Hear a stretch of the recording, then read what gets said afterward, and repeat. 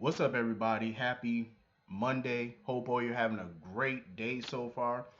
If my lips are red, that's simply because I was just drinking some Kool-Aid.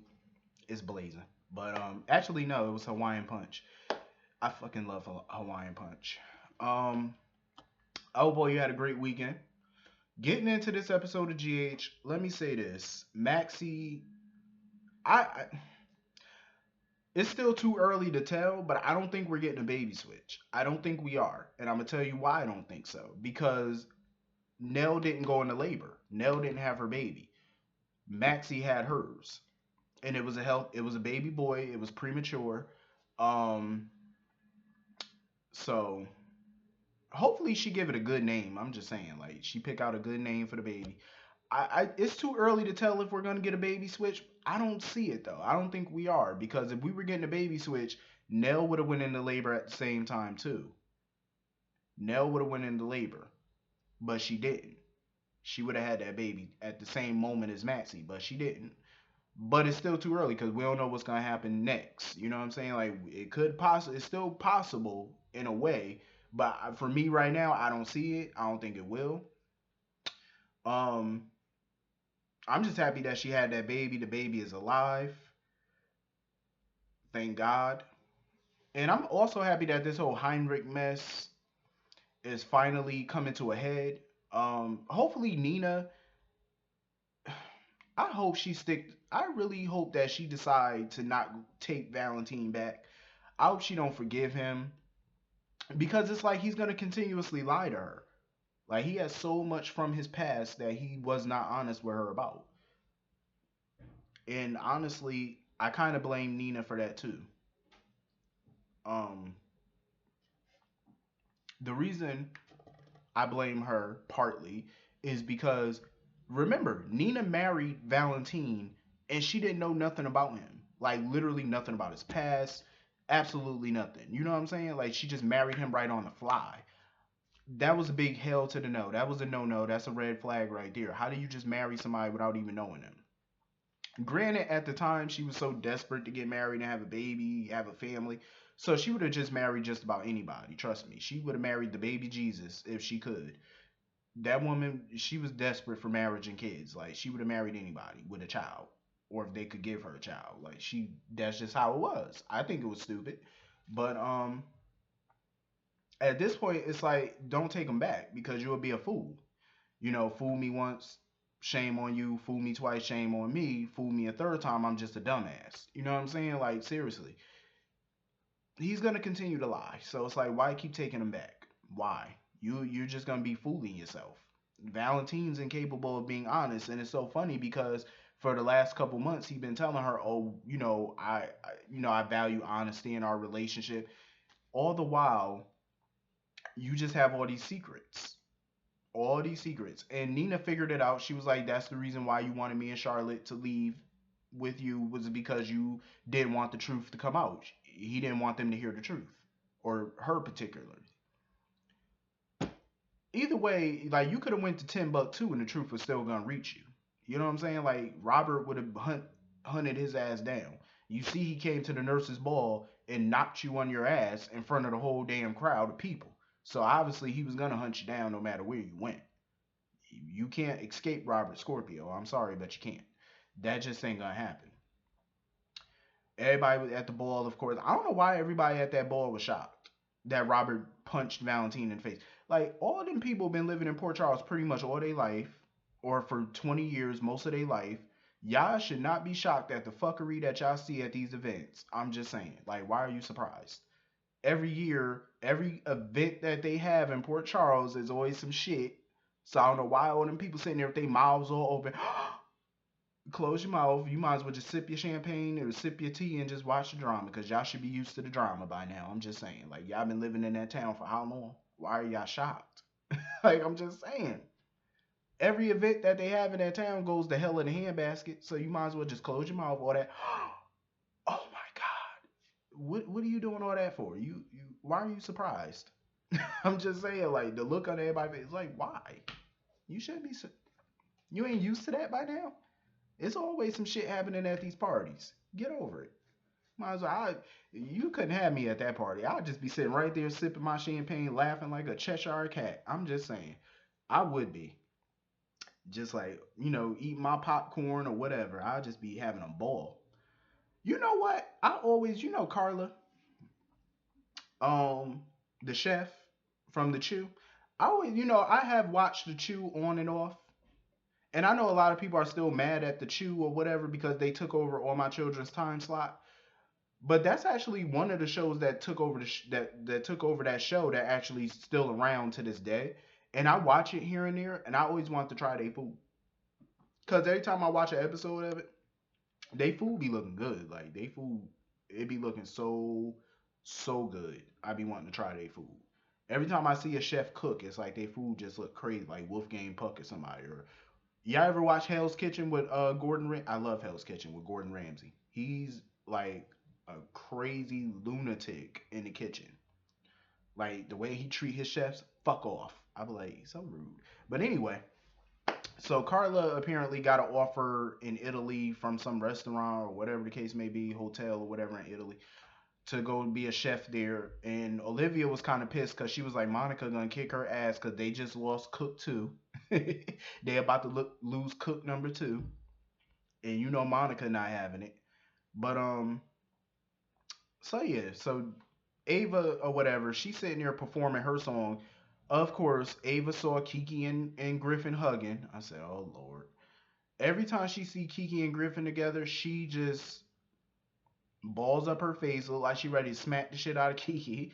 I'm like, but she should know, like Kiki, there's nothing going on with them. There's nothing going on with them.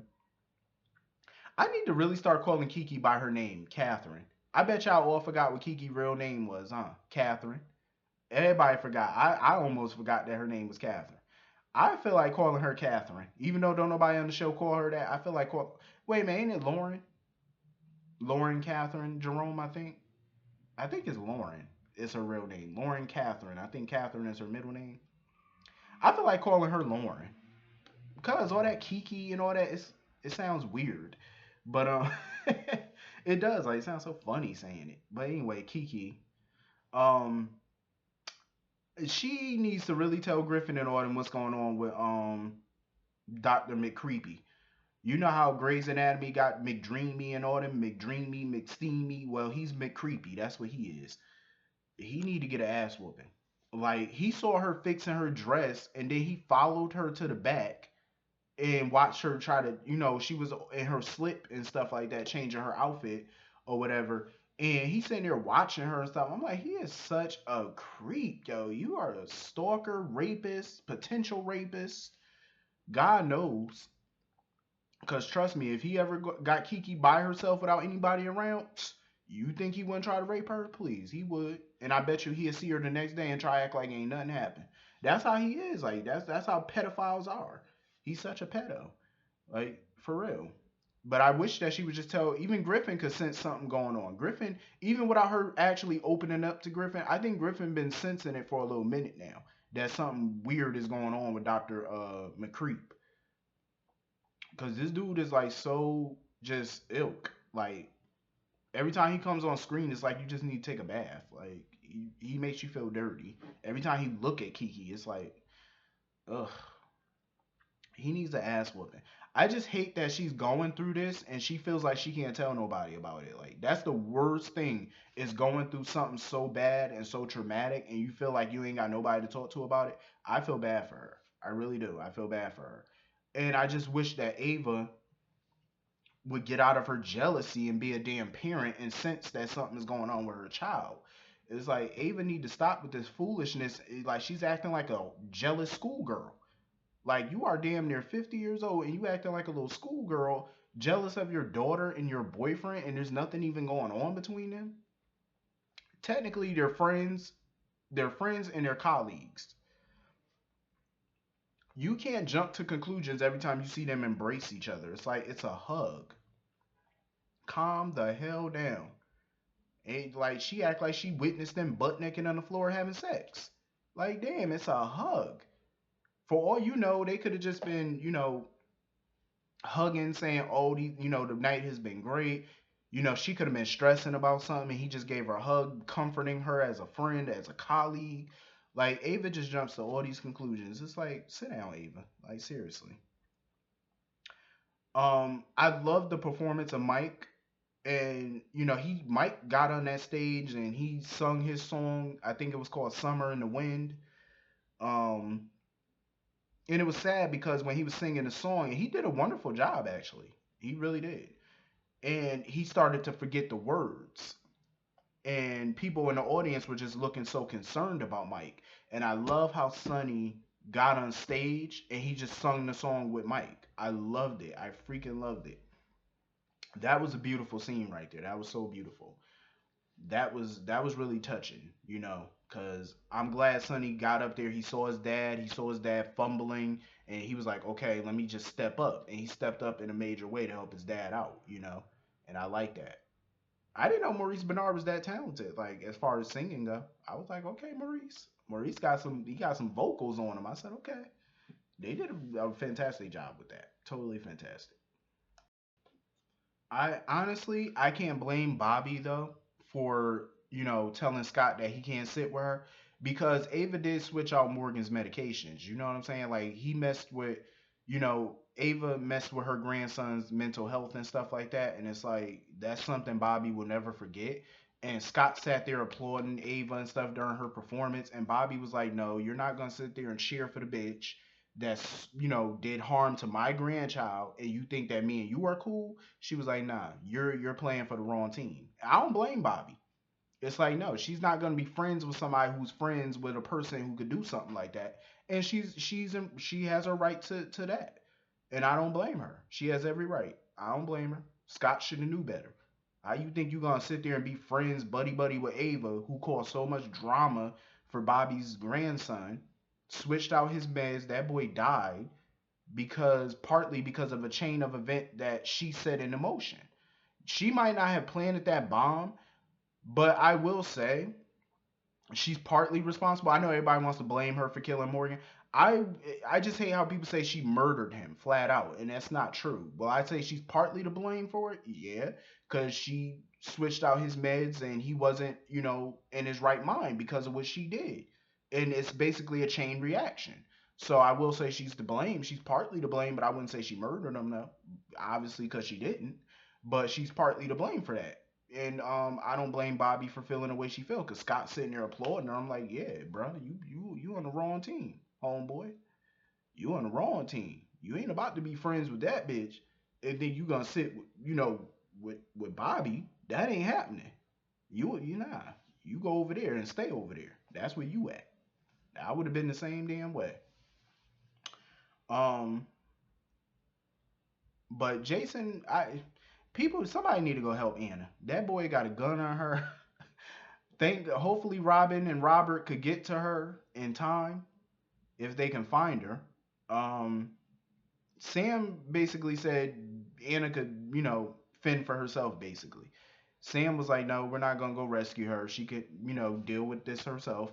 I said, "Sam, I mean, I can understand why she would say that because Anna is, a WSB agent, so she is equipped to handle such situations." But I'm like, Sam, you just gonna leave her out to dry? What if she do need backup? I'm like, damn.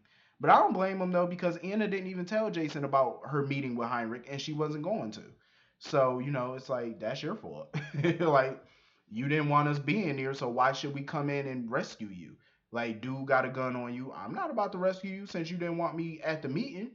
We were supposed to be working together, and you ain't even tell me about the meeting. I would have been like, yeah, hey, let the chips fall where they may. That would just me. That would be me being petty though. Like that. That would just be the petty side of me to do some shit like that to just leave you out to dry. But I couldn't believe that bastard. He had a gun on Anna. I said no, no, no. But it's Anna's fault because she was trying to protect this dude so many times. It's like no. Jason was trying to tell her you got to be cautious with him. I pray. I pray though that Jason or Robin show up. I mean Jason or Robert show up with a gun. Hopefully shoot Heinrich and we can finally be done with him. I'm just saying. I mean, if you're not gonna make him a full time villain, we don't need him. Cause I'll be damned if I'm gonna look at Heinrich on this show full time and he's some character that's complicated or whatever, but he's not full on villain. Like, we need a villain. I'm just saying, we need a villain. Valentine ain't cutting it. We need a villain. Helena's gone. Jerry Jackson's in the wind somewhere. Speaking of the wind, see, that reminds me, Summer in the Wind. Jerry Jackson's in the wind. And summer is coming up. So, I mean, we need a damn villain. I'm just saying, like, we got all these complex characters. We're the damn villains that's causing trouble. That's what we need, trouble. Damn, somebody fun and interesting. Um, but I'm glad though Spinelli is gonna be there for Maxie with the baby and stuff like that. Thank God. It sucks that Mac and Felicia couldn't be here. Nurse's Ball, their new grandchild, actually their second grandchild. Um, it sucks. I would have loved to see Mac and Felicia bonding with the baby, or at least being there when she gave birth. But anyway, hit the comment section. Let me know what y'all thought about this episode, and I will see y'all all tomorrow. Have a great day. Peace.